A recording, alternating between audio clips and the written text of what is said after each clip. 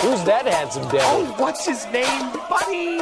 Wackett? I don't know how to put this, but kind of a big deal. I love scotch. I love scotch. Relax. Take it slow. And let the good times roll.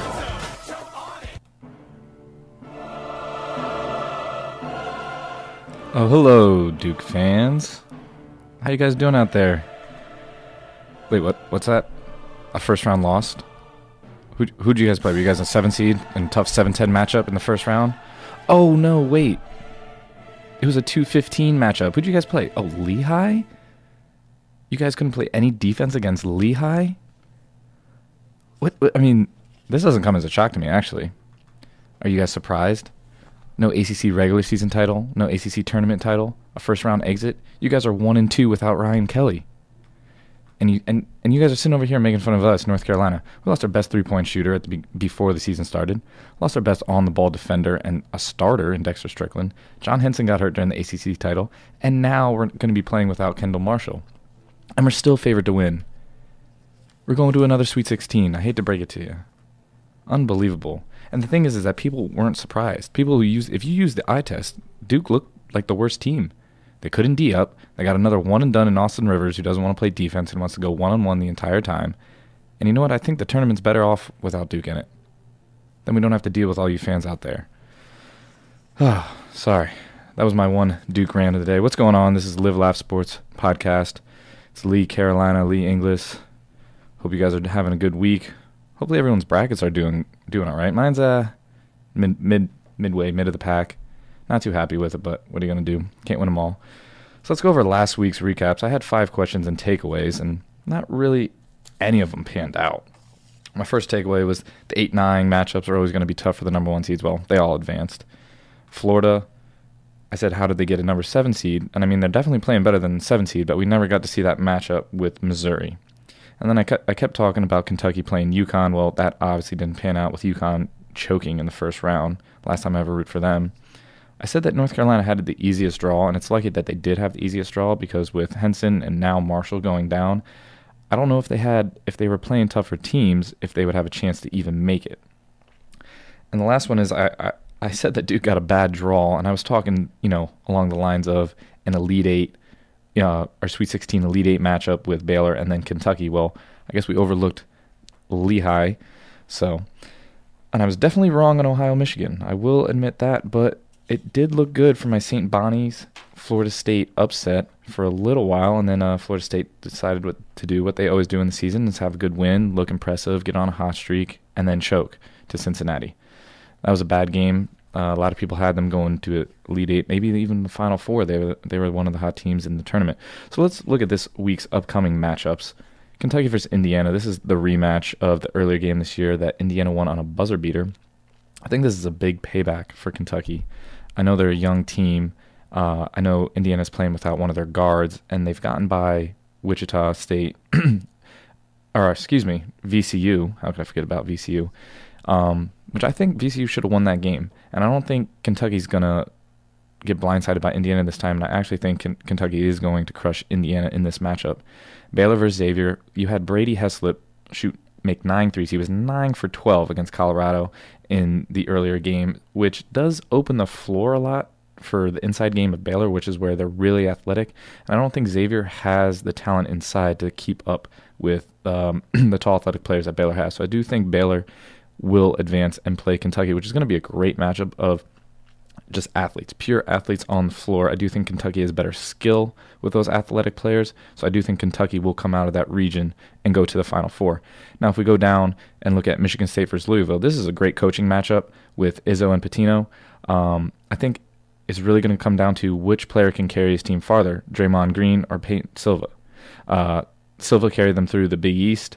Draymond Green's pretty much carried them on his back for the past couple of years.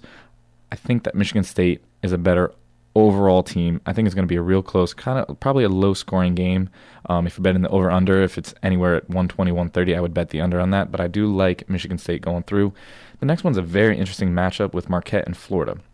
Florida's been on a roll. They've had good matchups with undersized teams. I thought that Missouri could give them trouble. And this is another matchup with Marquette, who's a very guard-oriented.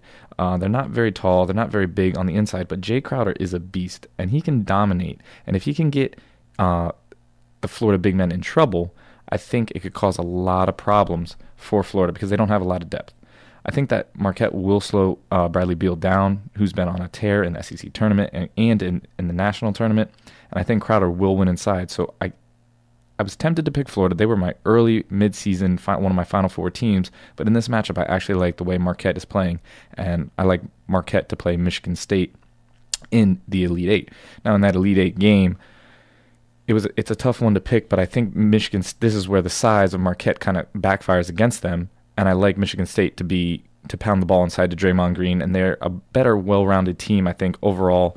Izzo, he comes to coach in March, and I think Michigan State will face Kentucky in the Final Four. Now, if we go to the other regions, Syracuse versus Wisconsin. Wisconsin is known to slow the game down. I mean, when they played North Carolina earlier this year, the game was in the 40s, more than halfway through the second half. So they're definitely going to slow Syracuse down out of their transition game, which is one of their major, major strengths. Also, Wisconsin can shoot. What does that mean? Syracuse sits in that 2-3 zone. They get kind of lazy at times, and I think Wisconsin's going to be able to shoot the 3 against that 2-3 zone. So I do think Wisconsin is going to take Syracuse out of the game, and what makes that where their strength is, it's going to be low scoring, not a lot of fast break points, and I think Wisconsin's actually going to take this in a close game over Syracuse. I picked Vanderbilt to beat Syracuse. Obviously wrong there. And Syracuse has impressed after that first round close get by UNC Asheville. If we look at Cincinnati versus Ohio State, Cincinnati's been a good story in the Big East. They made the Big East Finals. I just think Ohio State's defense will take Cincinnati's guards out of play. Ohio State's very good defensively. Sometimes they're a little skeptical on offense, but defensively they're always solid. And I think Sullinger and Thomas will dominate on the inside. It's pretty much Yancey Gates and 4 guards that are under 6'4", 6'5". That's worked so far, and I know it's worked against Florida State, but I think just Sullinger and Thomas inside are just a little bit more skillful than any of the Florida State players. So I do think that Ohio State will end the Bearcats' run there. So you have a Wisconsin-Ohio State matchup. They've obviously faced each other during the year.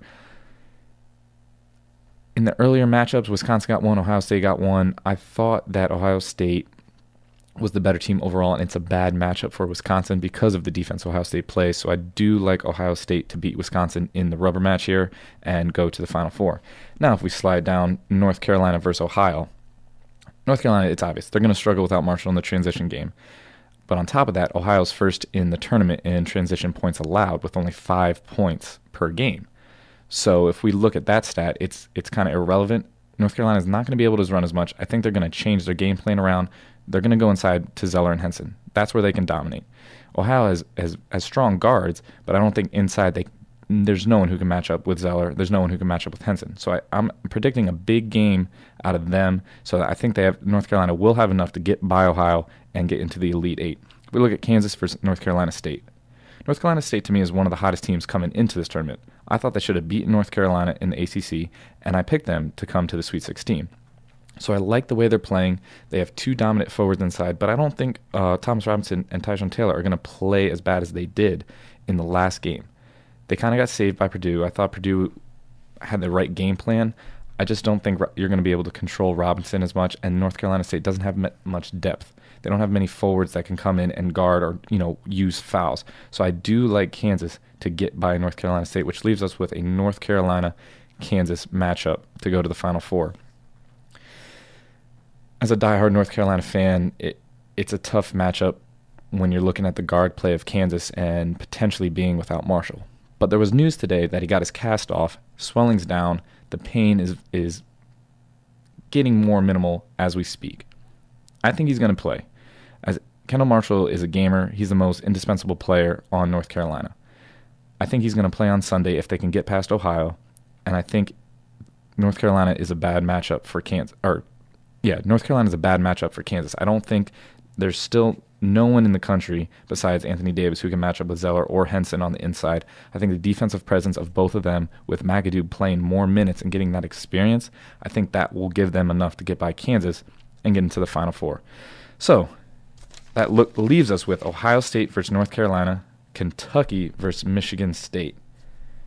it's too early for me to do those projections right now, so I'm going to have to let you sit on that for another week or so till my next podcast. And this news just in on a completely different topic. Tim Tebow getting traded to the Jets. I saw that earlier today, and I thought to myself, there couldn't be a worse place for him to go. I mean, New York, you're battling with Eli Manning, who just won a Super Bowl. You're dealing with fans. They don't care who you are. They don't care if you're a rock star. If you suck on the field, they will boo you and get benched. And I just think he doesn't have the college fan base up in the Northeast. I mean, I came from there. That college football is not the big thing, so there's not going to be that whole aura around him like he would have if he came to any one of the Florida teams. Any one of the Florida teams. If he came to Miami, if he backed up Josh Freeman in Tampa, or if he went to Jacksonville.